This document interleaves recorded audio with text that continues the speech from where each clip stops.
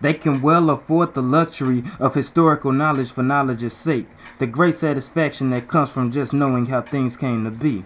But the black historian, members of a race under perpetual siege and fighting an almost invisible war for survival, dare not follow in the footsteps of the master. Quite the contrary. After faithfully researching and piecing together the fragmented records of racist history, the task of critical analysis and interpretation should begin. What were our strengths in the past? In what respects were we most vulnerable? Where did we go wrong? And all this, like the study of history itself, must be for the express purpose of determining what to do now. In short, the black historian, if he is to serve his generation, must not hesitate to declare what he thinks the results of these studies mean. For even in our own history shows us where we have been weak, it is also showing us how, through our own efforts, how to become strong again. Now, the white Arabs. Yep, it's time to go in. The relentless searchlights of history were turned on the roles played by both Islam and Christianity in the subjugation of the blacks. This confused many and outraged those who did not pause to distinguish evil men who use religion to disguise their real aims. The unthinking Muslim or Christian would likely believe that his religion is being attacked rather than those conquerors and enslavers who disgraced it and covering their drive for wealth and world domination.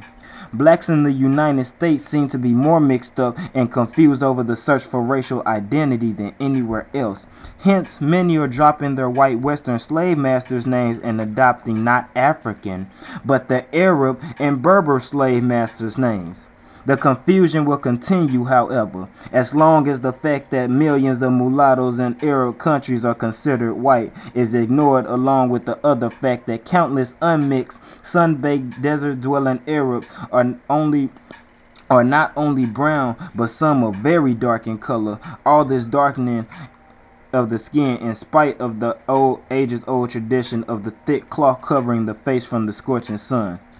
Indeed, not only did mulattoes consider themselves 100% Arabs, but jet black Africans, whose forebears were in Arabia for generations, speak Arabic and call themselves Arabs, just as black Americans speak English and call themselves Americans. In both cases, neither the black Arab nor the black American think he is white. To repeat, then, blacks are in Arabia for precisely the same reason blacks are in the United States, South America, and the Caribbean islands, through capture and enslavement. In studying the actual records in the history of race, therefore, the role of white Arabs must not be obscured either by their Islamic religion or by the presence of non-Africans and Afro-Arabs among them any more than we should permit white Europeans and white Americans to use Christianity to cover their drive for power and control over the lives of other people. Let y'all marinate on that shit.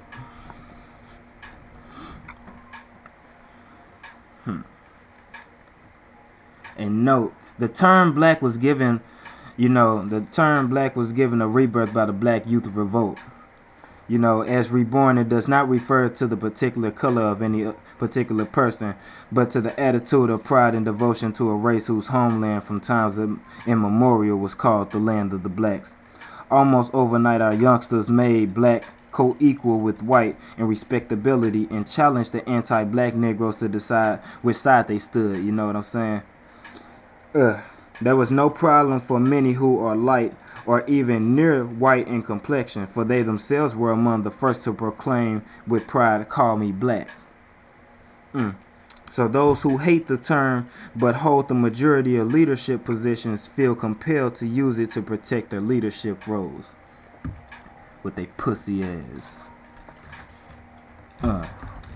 Page 24. The European Journey. I hope you're ready for this shit. I arrived in England in the fall of 1953 to begin formal studies at Oxford University, primarily through the Institute of Colonial Studies at Rhodes House, which might be more properly called Africa House. In addition to the study of documentary sources on Africa, I had other objectives. I wanted a more direct, close-up view of the European's mind, its real attitude towards the black world. I sought to study both the extent to which European wealth and power were derived directly from Africa and the nature and philosophy of the European education that was shaping and determining the mentality of the Africans.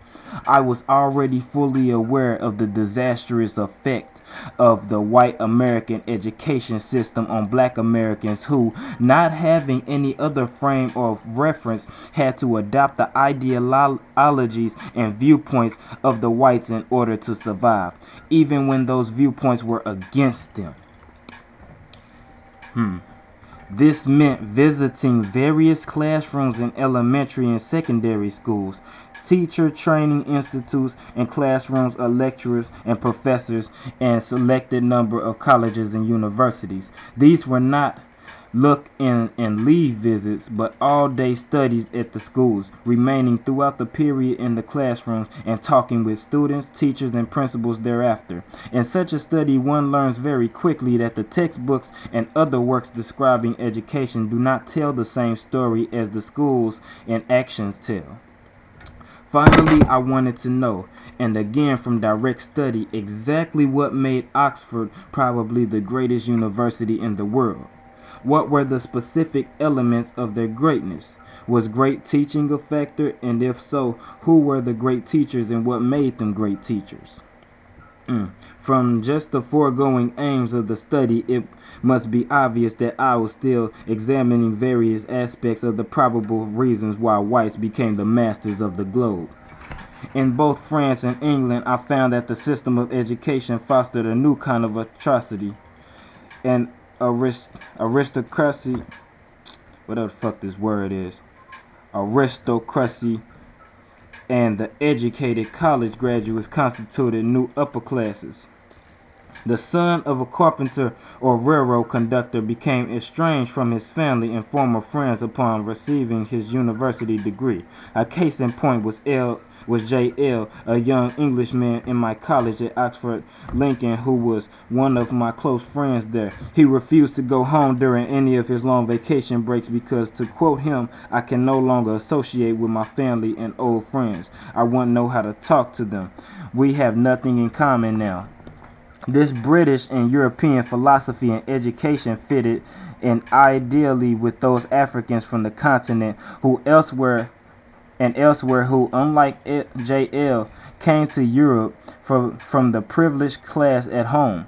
Some of those studying in England became more British than the British, just as many from what was French West Africa became more French than the Frenchmen. I'ma stop right there, and I'ma hit y'all back with the next paragraph on the next video, because I don't like how this video and shit be cutting me off with their little bullshit ass time limits, trying to fit it all in certain time frames and shit. But yeah, be back at y'all. Hotel. Stay up.